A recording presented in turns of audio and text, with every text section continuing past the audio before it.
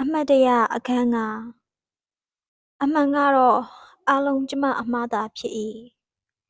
မောင်မရှိတော့မှန်းသိလျက်နဲ့တာဝန်တွေအမှုကိစ္စတွေကိုပြစ်ပယ်လျက်မန္တလေးသို့လာခဲ့ခြင်းသည်လည်းကျမအမှားမောင်နှင့်အတူစားနေကြခောက်ဆွဲဆိုင်သို့တယောက်တည်းသွားစားမိသည်ကလည်းကျမအမှားအမှားဆုံးကတော့မောင်ကိုဘလို့မှမေ့မရမုန်းမရခြင်းမည်သည်မထိတွေ့ရတာကြာပြီဖြစ်သောဂီတာကြိုးကလေးများကိုတစ်ချောင်းချင်းတို့ထိကစားနေတော့လဲတချင်းတစ်ပုတ်ဖြစ်အောင်တီးခတ်လိုစိတ်မရှိပါကျမ၏လက်သေးများလည်းရှည်နေ၏စပွဲပေါ်မှမောင်းတက်ပုံကိုကြည့်မိသောအခါလဲလွမ်းဆိုသတိရစိတ်ဖြင့်ဖြတ်ကနေခေါင်းခါရမ်းပစ်လိုက်သည်မောင်ကိုတန်းတားတဲ့အလွမ်းတွေနဲ့ကြံရစ်နေမဲ့မိန်းမတစ်ယောက်ကိုမောင်တခါတလေမှသတိမရဘူးလားမောင်ရဲ့ကျမအပြုတ်မှုများကိုမောင်သာသိလျင်အတိတ်ပဲမရှိတာဟုရှုတ်ချပေးလိမ့်မည်မန္တလေးရောက်လျင်ဘယ်ကိုမှရှောက်မလဲသောကျမကိုအိမ်ရှင်အန်တီကအံ့ဩနေသည်ကျမသည်နေ့လယ်စာကိုနန်းရှိစေနာကစီချက်ခောက်ဆွဲဆိုင်မှစား၍ညစာကိုပေါမုတ်ထောပတ်တုံးနှင့်ကော်ဖီဖြစ်ပြီးသွားသည်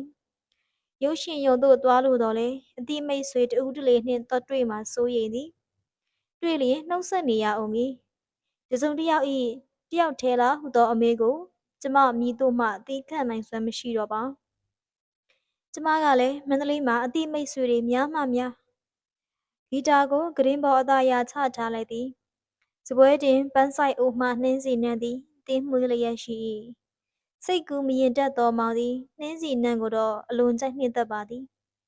နောက်ပြီးအနှဲငယ်ရေဖို့ကောင်းစွာတခြားသူတွေနှင့်ပြောင်းပြန်မောင်သည်လုံးဝဂီတာမတီးတတ်သချင်းတစ်ပုဒ်ကိုလည်းအဆအဆုံးမရတတ်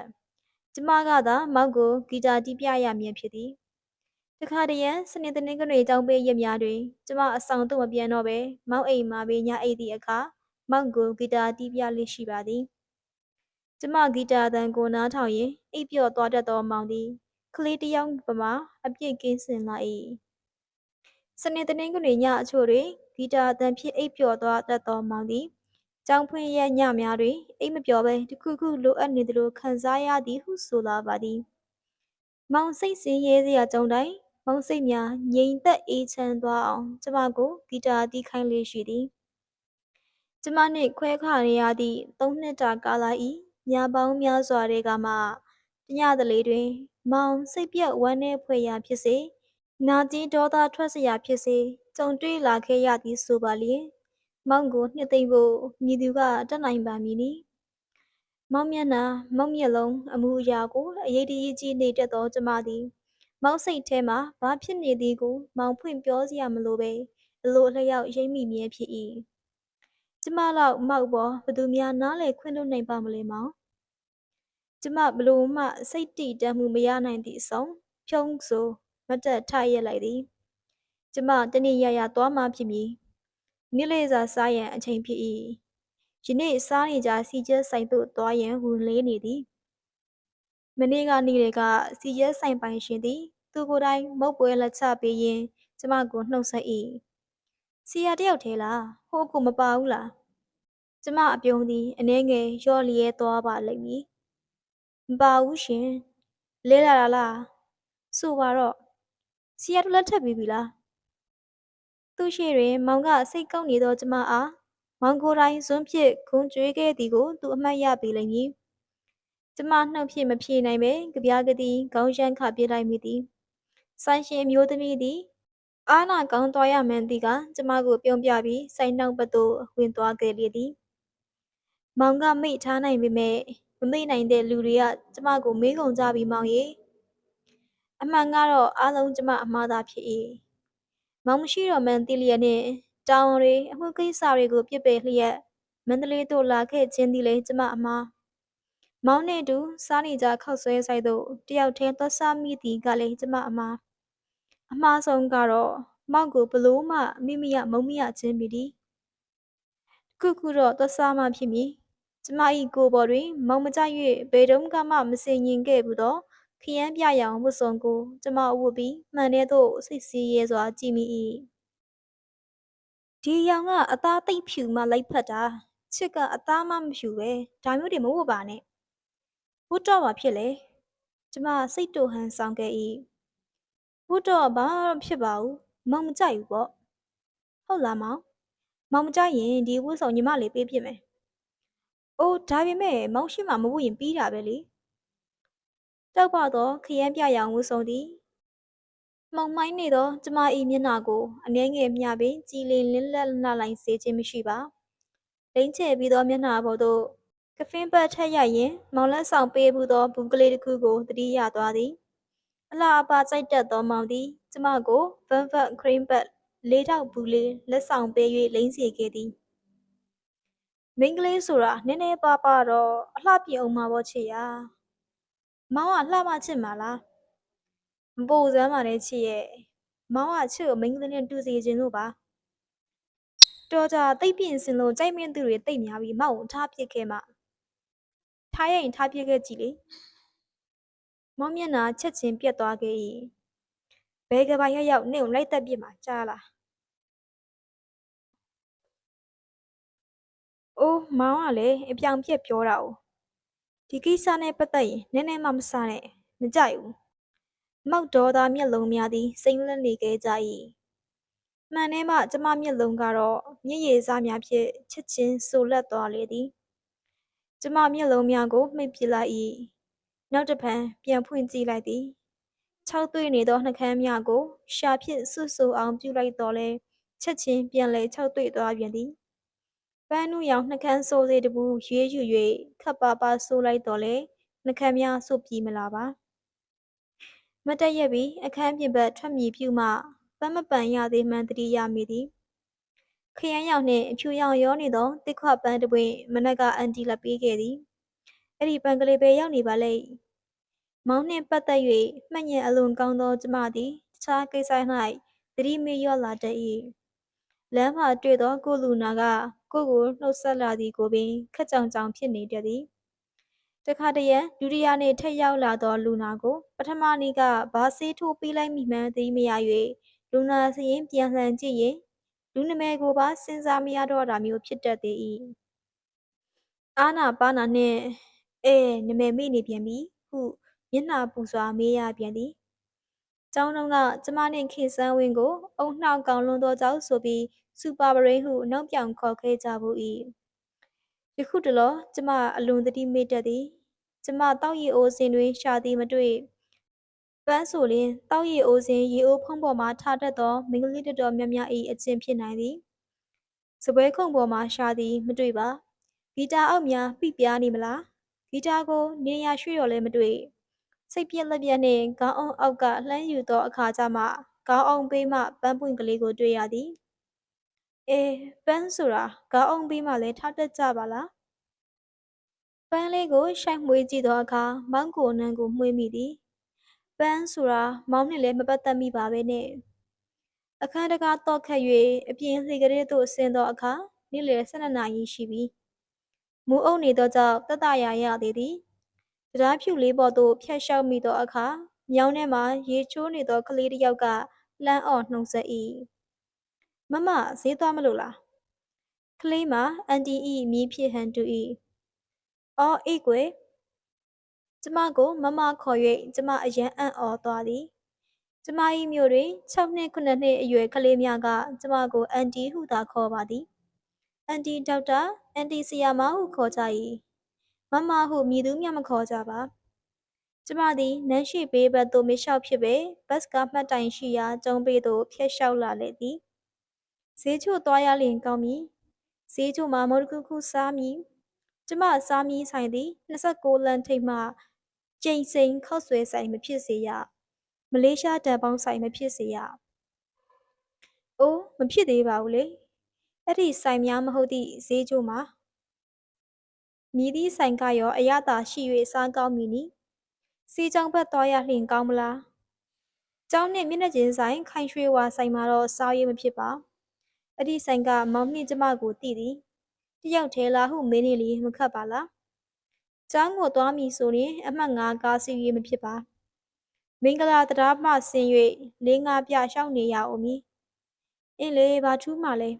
အောင်တော်မူသို့သွားပြီးအမှတ်1ကားစီးဖို့ရလဲခရီးအလွန်ဝေးသည် ကျမဘေးနာသို့ဘတ်ကားတစ်စီးထိုးရက်လာသည်ဈေးချိုလိုက်မလားမကျမခေါင်းရမ်းပစ်လိုက်သောအခါဘတ်ကားဒရိုက်ဘာကဘာလဲဟာဟုတိုးရေရွကာကားကိုစောက်ထွက်သွား၏ဒရိုက်ဘာစိတ်တူသွားဟန်ရှိပါသည်ဤလမ်းတွင်အမှတ်5ဘတ်ကားတစ်စီးသာပြေးဆွဲ၏မှတ်တိုက်မှရက်နေသောမိန်းမတစ်ယောက်သည်ကားထိုင်ကုန်တွေလွတ်နေအောင်နေရာကျယ်ဝန်းမှန်းမြင်ရပါလျက်မလိုက်ဘူးဆိုလျင်မည်သူကနားလိမ့်မည်နီအရာရာကိုတွေးတောငေးမောသူပြီးပြီးဘာလို့ရမှန်းမသိသောကြောင့်ကျမခေါင်းရမ်းပစ်လိုက်ခြင်းဖြစ်ပါသည်ကျမသည်ကျုံပေမှအေးအေးဆေးဆေးလမ်းလျှောက်လာခဲ့လေသည်ကျုံးရည်ထဲတွင်ကြာပွင့်ကုန်များစွာကိုဟိုတစုဒီတစုတွေ့ရသည်နေရဟောင်းဆိုသည်မှာအလွန်ဝေဒနာပေးတတ်မှန်းသိပါလျက်နှင့်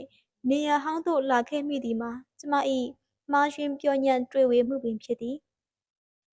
မောင်နှင့်အတူလမ်းလျှောက်နေကြကျုံလန့်သည်မောင်တံမှတီတူစကားသံများကိုကျမစီသယ်ဆောင်လာရာလမ်းလေးဖြစ်သည်ဟိုနေ့ကလေချစ်စိတ်ကောက်တဲ့ညာကမောင်ဒီလိုကျုံးပေးမှထိုင်နေတာသိလားချစ်ကိုဘလို့ချော့ရမှန်းမသိလို့ထိုင်စဉ်းစားနေတာနောက်တော့သိသွားရောလားမသိပါဘူးဟိုကျမဟက်ဟက်ပတ်ပတ်ရှိသောအခါမောင်ရှက်ပြုံးနှင့်ကျမကိုငေးကြည့်ပြီးကျမလက်မောင်းကိုလက်တီဖြင့်ထိယုံကလေးဖွားဖွားကလေးထိုးသည်ပြောထားအောင်ချစ်ရဲ့မောင်ဘသူချော့ရမလဲလို့ဘလောက်များရိုးသားလိုက်သည့်မောင်ပါလိမ့်တခါတည်းကျမစိတ်ကောက်လို့ကောက်မှန်းပင်သိသူမဟုတ်ချေမောင်ကစားဝိုင်းများသို့ရောက်သွားလျင်၎င်းရက်တောက်သည့်အခါတွင်၎င်းကျမမကြာခဏစိတ်ကောက်ရတတ်၏မောင်ဖဲဝိုင်းထိုင်နေလျင်ကျမကမောင်အိမ်၌ဂီတာကိုသာတဲတဲမဲမဲတီးနေတတ်၏တီးသောအခါတိုင်းလည်းကိုနေဝင်း၏နောက်ဆုံးအိမ်မက်ကိုတီးလေရှိသည်တခါတုန်းကလည်းစနေနေ့ညမှုကျမကတော့မောင်စီစာချက်ရင်းလက်အိတ်ခဲ့၏ညဦးပိုင်းမှာတော့တရားဖြူလေးပေါ်ကျမတယောက်တည်းထိုင်ဆောင်နေခဲ့သေးသည်တဖြည်းဖြည်းညှင်းနှက်လာသောအခါကျမရိတ်စားမိစွာအိမ်ထဲပြန်ဝင်၍ဂီတာတီးနေခဲ့ရတော့သည်ဒီမှာမပြောတဲ့ညမောင်လွန်နေစေတယောက်တည်းငါငိုနေတော့ရင်ထဲမှာခြေနဲ့ဆုံးဟူသောအပိုက်ကိုထပ်တလဲလဲတီးနေခိုက်မောင်ရောက်လာခဲ့သည်ကျမစီတက်လျှောက်လာပြီးကျမဂီတာတီးခတ်နေသည့်ညာဘက်လက်ကုံကိုဖြတ်ကနေငုံနှမ်းလိုက်သောအခါကျမချက်ချင်းစိတ်ကောက်ပြည့်ခြင်းတို့ဖြစ်သွားသည်၏အမ်မာဒီလောက်နဲ့ဘယ်ရမလဲကျမမျက်နှာခက်တီတီနှင့်ဂီတာဆက်တီးနေလိုက်သည်ချေးစေအိမ်မက်တူကျန်နေစေငါစိတ်တွေနေနေတော့ဘောချိုရီနေနိုင်လွန်းနေမောင်ကျမအနီးတွင်ပူကတ်နေအောင်ဝင်ထိုင်လိုက်၏ချစ်ကလည်းယောက်ျားတစ်ချင်းရောဘာဖြစ်လို့တီးနေတာလဲကျမစိတ်ကောက်မှန်းမောင်မသိသည်မောင်အဆောင်မှာအဝိုင်းဖြစ်နေတာကဲမှန်ပြီးပြောစမ်းပါမောင်ဘလောက်နိုင်မဲထင်လဲကျမမောင်ကိုမောမကြည့်ပါမောင်ကကျမ၏ဘဲဘက်ပခုံးကိုအသာအရာပွေဖက်၍ကျမညာဘက်ပခုံးစွန်းပေါ်မျက်နှာမှောက်ချလိုက်သည်ကျမဂီတာတီးရက်သွားတော့လဲမောင်ကိုစကားတစ်ခုမှပြောချင်စိတ်မရှိပါမောင်ကျမကိုအရေးတကြီးကြီးနေဖို့ကောင်းသည်မဟုတ်ပါလားမောင်မျက်နှာအရိပ်အကဲကိုကျမကျွမ်းကျင်စွာဖက်ရှုတတ်သလိုကျမမျက်နှာအရိပ်ကဲကိုလည်းမောင်ဖက်ရှုတတ်စေခြင်းသည်ချစ်ရဲ့မောင်ညက်နေတော့ဘာမှမစားရသေးဘူးဗိတ်စာလိုက်တာကျမအမြင်ကက်ကက်နှင့်ဂရင်ဘော်သို့ဂီတာကိုအတန်မြည်အောင်ကြမ်းတမ်းစွာဆောက်ချပစ်လိုက်မိသည်မောင်ကူခန္ဓာစက်ကနေတုံသွားသည်ထင်၏ဒီမဲ့ကျမမောင်နမယ်ကိုရှေ့ကကိုတက်၍ခေါ်ပစ်လိုက်သည်အဆောင်တယောက်တည်းမပြန်ရဲလို့ဒီမှာနေရတာသိလားကျုပ်ကတော့အိမ်မှာတစ်စက်မှနေချင်တာမဟုတ်ဘူးတော့အလေလိုက်ချင်ရလိုက်ပြီးစာယုံမကလို့ငတ်တည်သွားဘာရေးလဲဟာထွက်လာတော့အောင်မီသိတ်တန်နဲ့အတူမောင်ကပန်းကရန်ကျမမျက်နှာကိုကြည့်ဘာဖြစ်လို့ဒီစကားရိုက်ဆိုင်ပြောရတာလဲချစ်ဘာဖြစ်နေတာလဲပြောလဲပြောရင်ကျမလက်မောင်းနှစ်ဖက်ကိုမောင်ဆုပ်ကင်လာသည်မောင်လက်များကိုကျမပုတ်ချလိုက်မိသည်ကျမကိုမထိနဲ့ဖဲ့မောင်သည်ဖဲ့ဆိုလျင်ချက်ချင်းဖဲ့၍ခက်လန်လန်သို့ထွက်ခါတွားတတ်သူဖြစ်သည် တခါတခါမောင်ဘာဖြစ်လို့ဒီလောက်အားရမှန်းစဉ်းစားမရပါကလတ်ထိုင်မှာတော့ထိုင်ရင်ကျမကိုငေးနေခဲ့သည်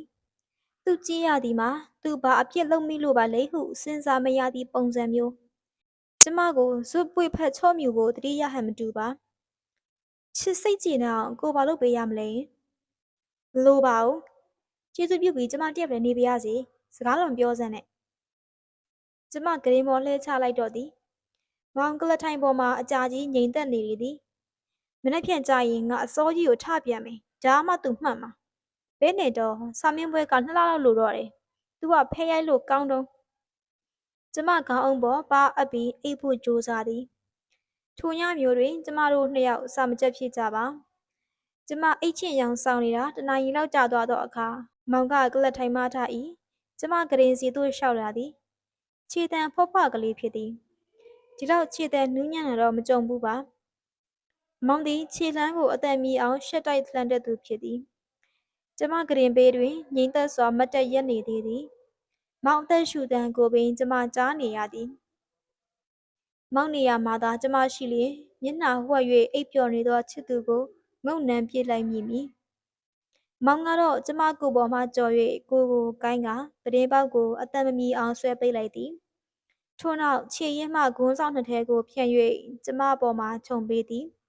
ကျမပခုံးထိလုံအောင်စိတ်ရှည်လက်ရှည်ခြုံပေးပြီးမှတိုးတိတ်စွာအခန်းပြင်ထွက်သွားခဲ့သည်ကျမစိတ်မကောင်းခြင်းကြီးစွာကြံ့ရစ်ခဲ့၏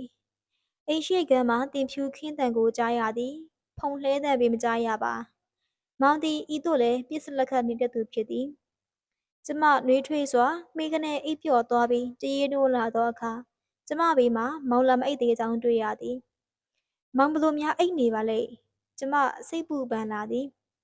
မောင်သည်တောင်ပေါ်ကအေးပိုင်းမှလူဖြစ်ပါလျက်အညာသူကျမထက်ပို၍ချမ်းတက်သည်ကျမသည်9 နာရီခွဲတိတိတွင်မောင်ရှိရာဧည့်ခန်းစီသို့ခြေဖွားဖွားလေးနင်း၍လာခဲ့သည်အိုးစိတ်ကောက်နေခဲ့သောကျမပင်လျင်မောင်ကိုပြန်တနာသွားမိ၏မောင်သည်ခေါင်းအောက်မှတစုံတစ်ခုမှမခံစောင်းလဲမပါဘဲနဲ့ပစိုးကိုခြေဖျားထိဖုံးလွှမ်းပြီးဒူးနှစ်ပတ်ကြားလက်ထဲ၍ကွေ့ကွေ့လေးအိပ်ပျော်နေခဲ့သည်ကျမမောင်အနီးမှထိုင်ချလိုက်တော့သည်မောင်မောင်ချက်ချင်းနိုးလာသည်ထဂရေမော်တော့အိတ်စောင်းလဲမပါဘူးအေးရအေးနဲ့မောင်သည်ကျမကိုတအံ့တော်ကြည့်နေသည်ဘာငေးနေတာလဲတော့အိတ်ချီမချမ်းဘူးလားကျမဆုပ်ကင်မိသောမောင်ချေဖျားများအေးဆက်လျက်ရှိ၏ဒါနဲ့ချစ်ကမောင်ကိုစိတ်ဆူနေတာမဟုတ်ဘူးလားအော်ဖြစ်မှဖြစ်ရလေမောင်ရဲ့ကျမညီးယုံသာညီးလိုက်မိသည်မောင်ကအခြေအနေကိုဖြစ်ကနေရိတ်စားမိစွာဝမ်းသာအားရရီမော၍ကျမကိုတင်းကျပ်စွာဖတ်ထားရင်းအထက်ထက်ခါခါနမ်းတော်သည်မောင်လေးချစ်စိတ်ဆိုရင်ဘလို့နေရမှန်းကိုမသိဘူးမောင်ချောကိုစဉ်းစားသေးတယ်ဘလို့ချောရမလဲစဉ်းစားရင်းနဲ့အိပ်ပျော်သွားတာမောင်ချောမိကလေးကကျမစိတ်ပြေပြီးသားဆိုတာမောင်သိဖို့ကောင်းတာပေါ့ကွယ်ကျမနဘေးကမြင်းလေတစီဖြတ်မောင်းသွား၏မြင်းလေကျမလက်ခုပ်တီးခေါ်လိုက်သည်ဟုတ်သည်ထီးမပါလွယ်အိတ်မပါပဲတယောက်တည်းရှောက်သွားရောက်ဖို့ကတော်တော်ကြောင်သည့်အလုပ်ဖြစ်၏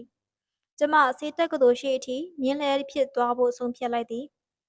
အလွန်နှေးကွေးသောမြင်းလဲကလေးဖြစ်တယောက်တည်းသွားရတာမြင်းမြပြင်းရင်ညီငွေပဲကောင်းလိုက်ပါသည်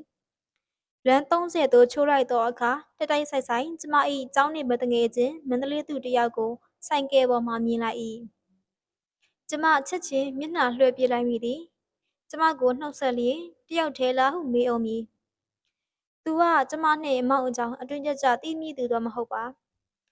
ဘာဖြစ်ပေါ့လေစေတက်ကတူရှေ့ရောက်၍ကျမမြင်းလှဲပေါ်မှဆင်းလိုက်ချိန်တွင်ဝန်းဖဖွဲလေးရွာလိုက်သောကြောင့်စီစဉ်မရှိဘဲခိုင်ရွှေဝါခောက်ဆွဲဆိုင်အတွင်ဝင်လိုက်ရတော့သည်ကျောင်းသားကျောင်းသူအရွယ်လူငယ်တချို့တွေ့လိုက်ရတော့လေကျမမျက်မှန်တမ်းမိသည့်မျက်နှာများမဟုတ်ပါအင်းလေကျောင်းရှိသို့တတိယလွမ်းဆွစွာနောက်ပြီးတတိရှိစွာမဟုတ်သေးပါဘူးလေအရှက်နေစွာရောက်လာပြီးတော့မှဘာကိုများကျမဂရုစိုက်ရအောင်မည်နီစိတ်မပူစမ်းပါနဲ့လေငါဟာဟန်ဆောင်သိပ်ကောင်းပါတယ်ဤသို့ဖြင့်ကျမမကြာခဏအားတင်းရပါသည်ကျောင်းဆောင်တစ်ကြီးကိုကျမပထမဆုံးမြင်ရခြင်းဖြစ်သည် ကျမအလုပ်တင်ဆရာဝန်ပြီးချိန်ကကျောင်းကြီးမှာစတင်အုတ်မြစ်ချကာစသာရှိသေးသည်။ကျမကျောင်းဘက်သို့မရောက်သည်မှာ2 နှစ်နှင့်5 လရှိပြီ။မန္တလေးသို့လွန်ခဲ့သည့်ဧပြီလမောက်မွေးနေ့တုန်းကရောက်ခဲ့သေးသော်လည်းထုံးစံအတိုင်းကျောင်းဘက်ဆေးရုံဘက်သို့လာရောက်ဖို့အထိကြိုးစား၍မရခဲ့သောကြောင့်ဖြစ်သည်။ကောင်းတော့ကောင်းပါသည်လေ။ယခင်ကျောင်းစာဟောင်းဆိုလေကျမတို့နှင့်ရင်းနှီးနေသောအနံ့သက်များဖြင့်ကျမကိုဝမ်းနည်းလွန်းဆွတ်စေလိုက်အောင်မည်။ယခုတော့လှပခန့်ညားသောကျောင်းဆောင်သေးကြီးသည်ကျမအားလိုအပ်သည့်ထက်ပို၍ခံစားမှုမပေးရှာပါ။မမလဲလာလား။ဖျားရည်ကျမမသိသောမိန်းကလေး2 ယောက်ကျမစပွဲသို့လာရက်၏။တစ်ယောက်ကကျစ်စမီခက်ရှည်ရှည်နှင့်တစ်ယောက်ကချာလီစပင်ပုံစံနှင့်ကျမတို့မျိုးမှကျောင်းသူလေးတွေများလား။အော်အေးကွယ်မမကျမတို့မမှတ်မိဘူးထင်တယ်။မမတို့ဟောက်ဆချင်းစင်းတော့ကကျမကတက်အံပြီလေ SU3 မှာအော်အေးမှတ်မိပါပြီကွယ်ဒီမျက်နှာလေးတွေကိုမမကညံသိမ့်မကောင်းဘူးညီမလေးရဲ့လာထိုင်လေဘာစားမလဲစားပြီမမအခုအတွက်မှအမကိုမြင်လို့မညံ့မကောင်းလို့မပြောပါနဲ့မမတို့တမမနာမည်ကြီးပဲအလိုဘာနာမည်ကြီးပါလဲပေတာတီတာလားပေတာတီတာရောညံကောင်းတာရောဖျားတောင်းဝင်တော့မမ2 နာရီမှာဝတ်တယ်ပြန်သွားရမှာကလေးမလေး2 ယောက်ကရီမောရင်းကျမကိုနှုတ်ဆက်၍ထွက်သွားကြသည်ကျမစိတ်ထဲတွင်အနှဲငယ်အနှောက်အယှက်ဖြစ်သွားကြောင်းဝန်ခံရပါမည်မမကနာမည်ကြီးပဲဆိုတာဘာကိုဆိုလိုပါလိမ့်ပီတာတေတာမှတ်ညံကောင်းတာနှင့်တော့နာမည်မကြီးနိုင်ပါစာရေးတို့များလားမဖြစ်နိုင်ပါတခုပဲရှိသည်မောင်နှင့်ပတ်သက်ပါလိမ့်မည်ပေါင်းကိုကျမအယူအမှုချစ်ခဲ့ကြောင်းစေတက္ကသိုလ်တစ်ခုလုံးများသိကုန်ကြပြီလားကွယ်ကျမမျက်နှာရုတ်တရက်ပူနွေးလာသည်ငင်းငိုင်စွာစိတ်မပါလက်မပါစားနေသောကျမစပွဲသို့ကျောင်းသား3 ယောက်ဝင်ရောက်လာကြသည်မမကျွန်တော်တို့ဒီမှာနေရာမရှိလို့ထိုင်မရစီနော်အိုးထိုင်ပါကိုအခုပဲပြီးတော့မှာပါအေးဆေးစားပါမမရဲ့ကျွန်တော်တို့ကသိမ့်မဆူညံပါဘူးတယောက်ကဟက်ကနေရှိ၍နားကြီးလို့ထပြေးရတော့မှတေးကြတယ်ဟုခက်တူတူနောက်၏ကျမသည်စားလက်စားအတိုင်းထားခဲ့၍ငွေရှင်းလိုက်ပါသည်ကျောင်းကခြားတိတ်ကလေးများပင်ဖြစ်လိမ့်မည်ဟေးမင်းမနှက်ဖြန်ကိစ္စတင်ရမှာမဟုတ်လားဘာကိစ္စလဲ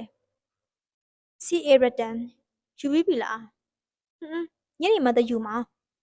ဟာတဲ့ပိုင်ပါလားဝါကနေရီမောကြရင်ကျမမသက်ထားရသည်ကိုအာနာစွာမောကြည့်ကြ၏တော်တော့မလို့လားမမအာနာလိုက်တာစားမပြီးသေးပဲနဲ့မဟုတ်ပါဘူးကွယ်မမဒီလိုပဲမကုန်တတ်ဘူးဒါနဲ့မမဘာဖြစ်လို့ဝတ္ထုဆက်မရေးတာလဲဖေယားကျွန်တော်တို့ကမမရဲ့စာဖတ်ပရိသတ်တွေပါမရေးရတစ်နှစ်လောက်ရှိပြီနော်ကျမပြန်ထိုင်ရခက်ထရခက်ဖြစ်သွားသည်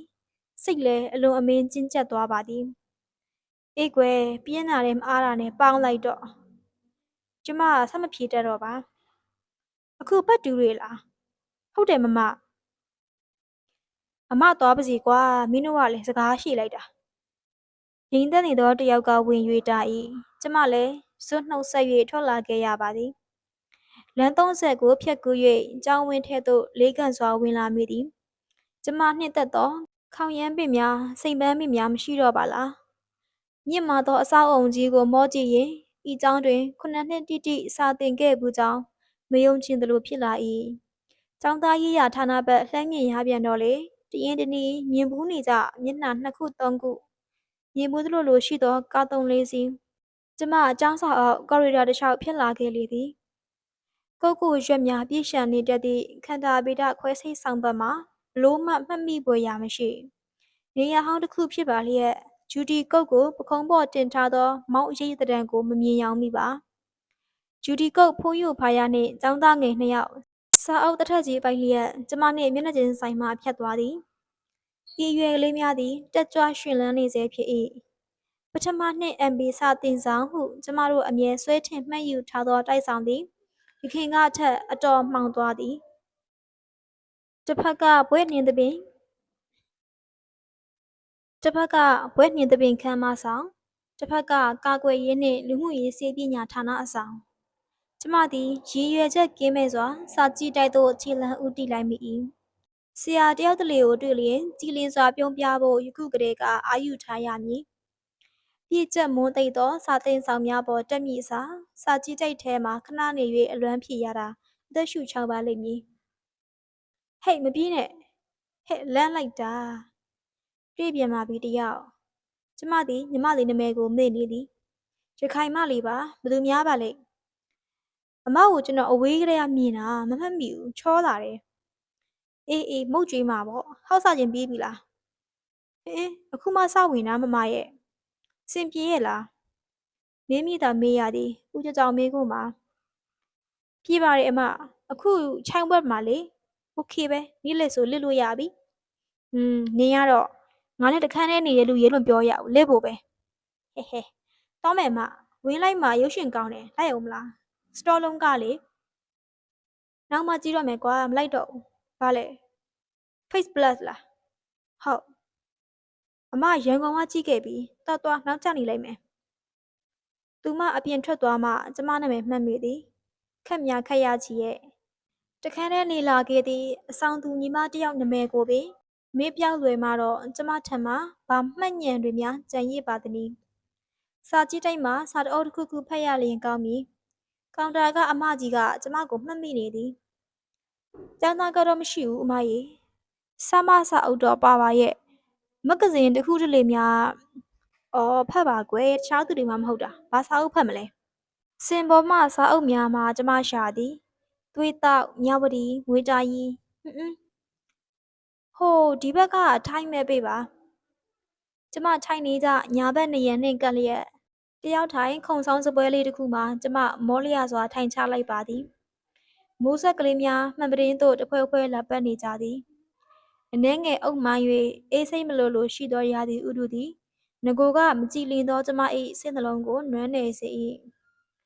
မဂ္ဂဇင်းအဖုံးပေါ်မှဖိလစ်ပိုင်သမ္မတဟောင်းမာစကိုကိုစိတ်မသက်သာစွာကြည့်ရင်စာရွက်လှန်လိုက်သည်တခါတရံမောက်ကိုစိတ်ကောက်လျင်ဤထိုင်ကုန်လေး၌မဂ္ဂဇင်းတစ်ခုခုထိုင်ဖက်ရင်အချိန်ဖြုံးလေးရှိပါသည်ယခုနှစ်ပိုင်းတော့မသိပါကျမတို့နောက်ဆုံးနှစ်ကတော့စာကြည့်တိုက်ကိုညနေ9 နာရီအထိဖွင့်ပေးထားသောကြောင့်ကျမအကြာကြီးအချိန်ယူစာဖတ်နေခွင့်ရှိသည်မောင်ကဝက်ထဲမှာလိုက်ရှာဆောင်းထဲမှာလိုက်ရှာကျမကိုမတွေ့ပါနောက်ဆုံးကြားမှစာကြည့်တိုက်မှလာရှာသည်လာအချော့ကိုစောင့်နေသောကျမကစာကြည့်တိုက်တကားဝအပေါက်ဝိုင်းများကြားထဲမှမောင်ကိုမြင်လိုက်ပြီဆိုရင်ဘယ်တော့မှအပြင်ဘက်လှမ်းမကြည့်သလိုခက်တီဘာတိဘာသာစောင့်နေမြဲဖြစ်ပါသည်ချစ်သူဘဝတုန်းကပျော်ရွှင်စရာညနေခင်းများသည်ချစ်သူနှင့်အတူလွင့်ပါပြောက်ကွယ်သွားလိမ့်မည်ဟုကျမဘယ်နဲ့လုပ်ပြီးထင်နိုင်ပါမလဲလေ